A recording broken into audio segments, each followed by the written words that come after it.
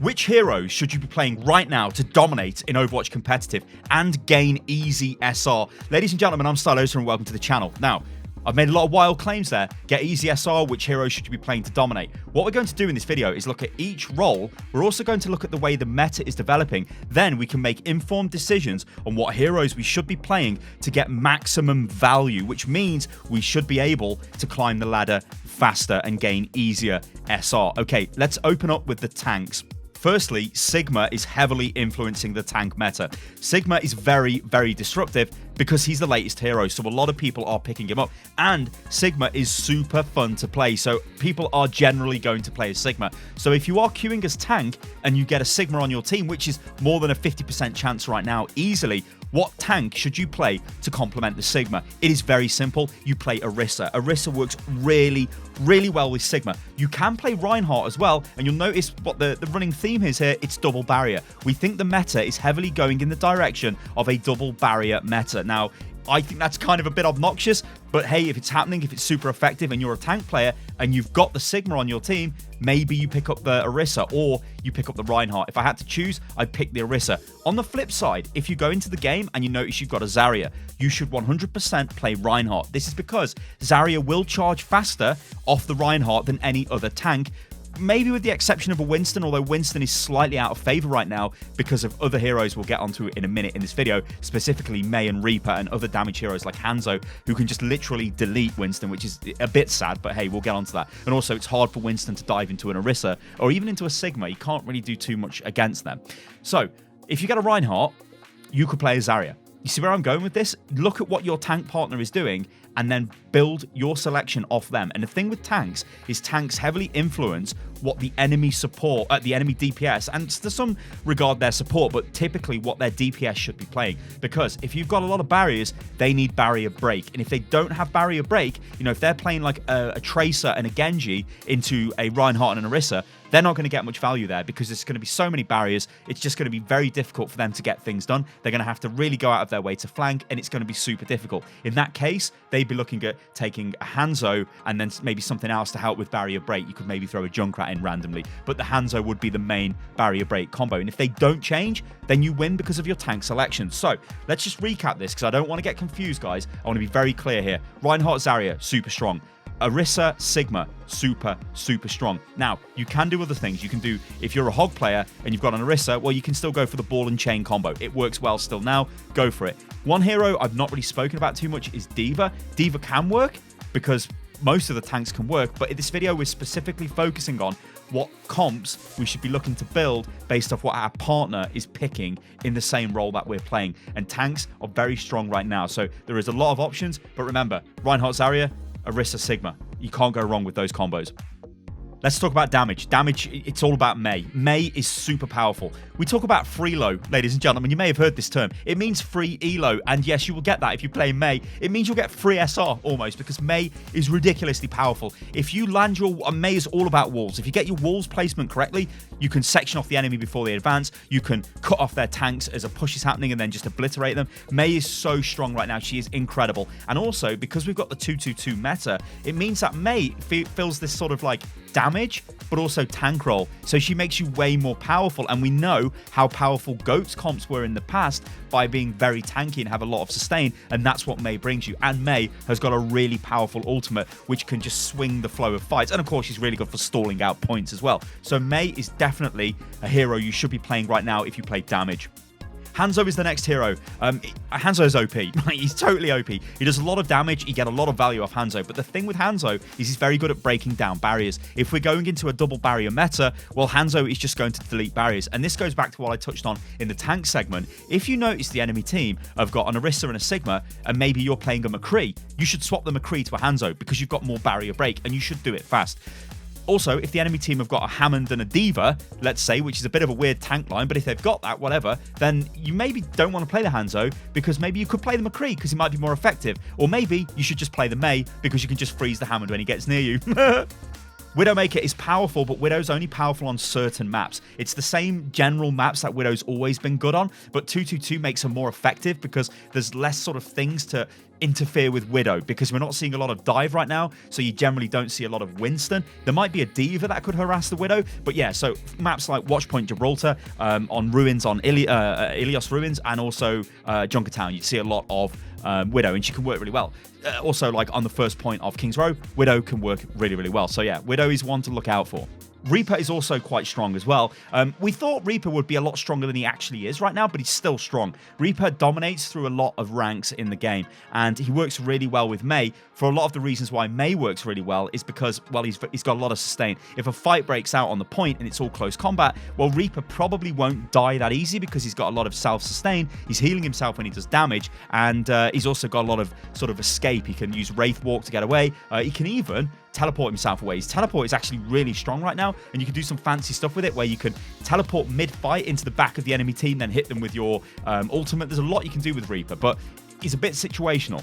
He's not just take him every game and win, whereas like Mei kind of is. So that's kind of where we are with damage right now. We're looking at Mei, we're looking at Hanzo, we're looking at Widow, we're looking at Reaper. You can't go wrong with those heroes. Now, Genji can be okay, Tracer can be okay, Ashe can be okay, McCree can be okay, Solj can be okay. All the other heroes can be okay, but just be aware of what the enemy tank line is doing. Your selection must be based off what the tanks are. If they've got a lot of barrier, we need to play barrier break heroes. If they don't have barrier, then we can abuse that. We can abuse it maybe with flankers. You just have to kind of be a bit clever, but if you just want to totally no-brain it, I honestly recommend you just play Mei. Mei is super strong right now, and then play a bit of Hanzo.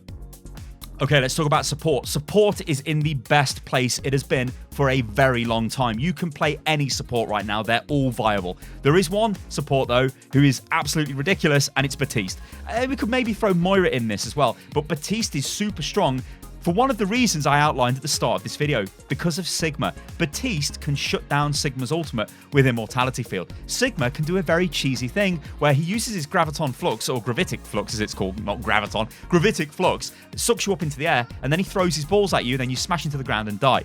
Baptiste can stop that because he throws his Immortality Field on the ground, so you get slammed back down into the ground and you don't instantly die, and then of course you can heal it up. That makes him really strong, and of course he's a super fun support to play, and he works really well in double barrier. I was like going to go barrier comps, but I'm trying to say double barrier bunker comps, which we're probably going to see a lot of going forward. So Baptiste, definitely one to check out. Moira as well, very strong AoE healing. Moira is also really good at pushing DPS away from her. If the enemy team do have flankers and they're starting to press her, Moira can deal with them and she can fade out of trouble. So Moira is really, really, really strong as well. Anna, super strong. Anna is... If you land the shots with Anna, you're going to do really well. Sleep with Anna is awesome if you save it to keep yourself alive or sleep at clutch moments. And Grenade. If you use the Grenade really well offensively, it can totally change the fight. Mercy as well. Totally fine. All of these heroes, Baptiste, Moira, Anna, Mercy, are all completely fine. And what we're seeing as well is a double main support meta, which is breaking out, where we thought it would be, okay, you take a main support, so let's say you take the Mercy, and then you'd want maybe a Zen or a Lucio. That's not the case, because you can just take Mercy and Anna. You can take Mercy and Baptiste. Now, we're sacrificing a defensive ultimate, but it kind of doesn't matter, especially in the case of Baptiste, because Baptiste has got Immortality Field, which kind of acts like a mini Transcendence in a way, and that's actually really good, or like a mini Sound Barrier. Super, super strong. So support right now is really, really good. Although we are seeing slightly less Lucio, we're seeing slightly less Zen, but they can still work. The golden rule with support is never have two flex supports, always have at least one main support. So if you have a Zen and a Lucio, it's not enough healing. Now, there is one hero we haven't spoke about here for support, and it's Brig. I don't honestly know what to make of Brig. I feel like Brig is really weak when it comes to healing output. However, Brig is quite good at healing. So this is the weird sort of conundrum we've got. If you play Brig, you'll get a lot of, hilariously, you get a lot of assists because you're constantly healing all the time. You're throwing these healing over time packs everywhere. So you can end up in some crazy cases with like 100% kill participation. I think the highest I've got is 98%. I think I remember Seagull got 100%, which is just crazy.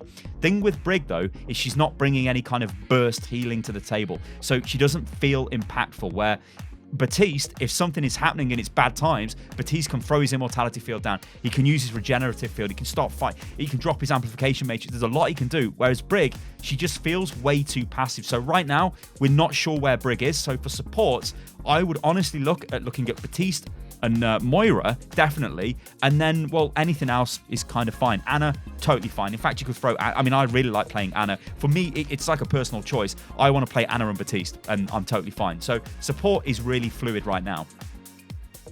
So let's take a look at some meta conclusions. Now, Rein and Zarya, or double shield, is basically the meta, and this is probably going to be the meta going forward. And what we're noticing is the tank line is deciding the meta. So what happens is, whatever the enemy tanks are doing, that's what we should be doing, or we should change to counter that as the damage. Now, the one role in the game that has to be really flexible is DPS. Tanks, yes, they need to be flexible. Supports, yes, they need to be flexible. But if the enemy team has got a Sigma and an Orisa, well, we cannot play a McCree and Soldier into that because we will never break through the barriers. So our DPS will have to think, okay, how do I swap? What do I do? I go for a Hanzo and a Mei, and then we just start cutting them up, and Hanzo's destroying the barriers, Mei's cutting them up with the wall, and we're just being super disruptive. Or we go Mei and we go Reaper, and we just smash straight into them and try and do loads of damage. Or we go Hanzo and maybe a Widow, because maybe our Widow can flank around the side, while Hanzo's pouring loads of damage into the front line, Widow's trying to get flanks. So that's what you have to think when you're playing damage. It's critical that you change. The issue with damage is, a lot of people just want to one-trick a hero, and it will not work. I mean, I really like McCree, and I want to play McCree, but I can't. If there's double barrier on the enemy team, I literally cannot play McCree. I am throwing the game, so you have to be aware. You have got to change there, guys. Zarya is insane, and the same goes for Symmetra as well. This is to do with the changes. Let's call it a buff, because that's what it is. They changed the consistency of damage for beamed weapons, because beam weapons do damage in a tick. So they sort of go damage, damage, damage, damage, damage, damage, damage, damage as you're firing them. Now, in the past, you wouldn't do as much damage because, as, let's say, a Tracer was moving around really fast, you might hit her as the tick went through. So it would be damage, no damage, damage, no damage, damage, no damage. But on the no damage tick, that might have been when you aimed at the Tracer, so you did no damage. Now that's different. You'll do damage. So you feel really strong with a Zarya. So a Zarya and a Reinhardt, I actually quite like, and I've been really enjoying playing Zarya because she can put out a ton of damage. And it's the same with Symmetra. She can just laser people down. Well, there you go, ladies and gentlemen. This has been a look at the current early meta right now in Role Queue and 222 and what heroes you should be playing. So a very fast recap here. For the tank meta, you either want to play Reinhardt Zarya or you want to play Orisa Sigma. If the enemy team have got an Orisa Sigma, you can play a Reinhardt Zarya and try and rush the bunker, because you're going to be invulnerable with the bubble on the Rein. You can go straight in. You've got your big barrier. You can just barrel roll into the enemy team. And if you've got a Mei on your team, she can throw a wall into the enemy. There's a lot you can do. So yeah, the tank meta is really fluid right now, but whatever the tank meta is on the enemy team, that dictates what your DPS should be doing. So for damage, Mei is really strong. If you want to one-trick a hero, just play Mei. She's really effective in every single scenario right now. Hanzo is super strong for barrier break, and he's just Hanzo, and I think he's OP. Widow on certain maps is mega strong. Reaper works really well, but only with Mei, and he can kind of fall off pretty quick if you can't get into the fight regularly, where maybe you should swap to a Hanzo in that case. Flankers are kind of okay, but when they're going into tank comps like Orisa and Sigma, they can struggle. Dive, I'm not really seeing too much dive. It can work if you've got a dedicated dive team, but it's not really something I'd be focusing on right now.